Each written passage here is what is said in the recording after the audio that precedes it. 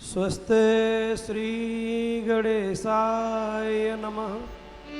स्वस्त श्री गणेशाय नमः। स्वस्त श्री गणेशाय नमः। वक्रतुंड महाकाय सूर्यकोटि समप्रभ निर्विघ्नं कुरु मे देव सर्वकार्येषु सर्वदा।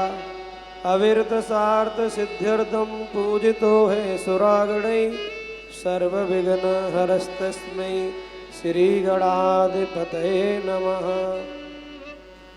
गुरुर्ब्रह्मा गुरुर्विष्णु गुरुर्देव महेश्वर गुरु साक्षात् परब्रह्म तस्मै श्री गुरवे नमः।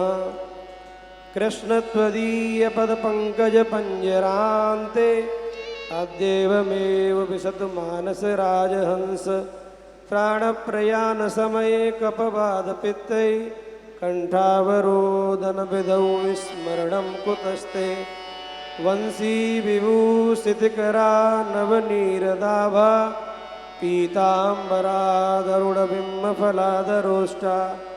पूर्णेन्दु सुंदर मुखादरविंद नेत्रा। कृष्ण जय जय श्री राधा चित चोर प्रभु जय जय माखन चोर। मंच पर विराजमान मेरे परम स्नेही मेरे भ्राता तुल्य भागवत के सरस प्रवक्ता श्री गोपाल कृष्ण जी महाराज के चरणों में मेरा प्रणति निवेदन और मंच पर विराजमान श्री संत महात्मा जी जो महात्मा जी बैठे हैं उनके भी श्री चरणों में मेरी प्रणति निवेदन। और इस वृंदावन धाम की इस पवित्र भूमि पर ये सोहम आश्रम का जो पवित्रम प्रांगण है उसमें विराजमान सभी भक्त सभी माताएं बहनें और सभी को मेरा अनंत अनंत प्रणति निवेदन।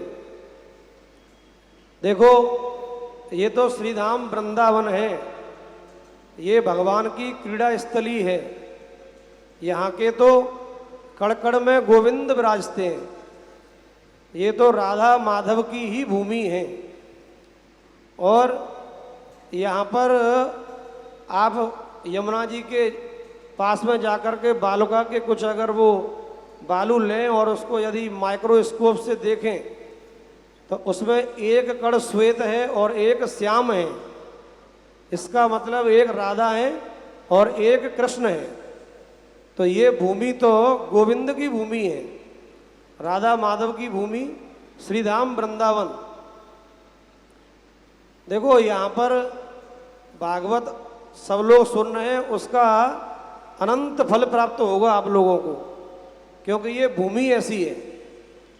आपने दिल्ली में रह करके कोई माला जपी या बॉम्बे में बैठ करके माला जपी तो वहाँ आपको जो माला जपी है केवल उसी का फल प्राप्त होगा। जो मंत्र जपा है तो उसका आपको वही फल मिलेगा जितना आपने जपा है। लेकिन वही मंत्र और वही माला आप वृंदावन में बैठ करके यदि उसका जाप करते हैं तो उसका करोड़ों गुना आपको फल प्राप्त होगा, क्योंकि ये इस भूमि का ही ये असर है, क्योंकि ये गोविंद की भूमि है।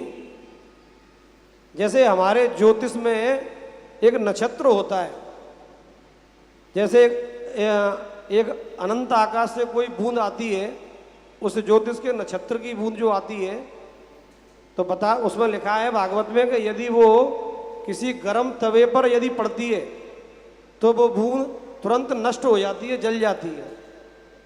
और वही उसी नक्षत्र की बूंद यदि आकर के किसी कमल के पुष्प पर गिरती है तो उस कमल के पुष्प के सौंदर्य को बढ़ाती है।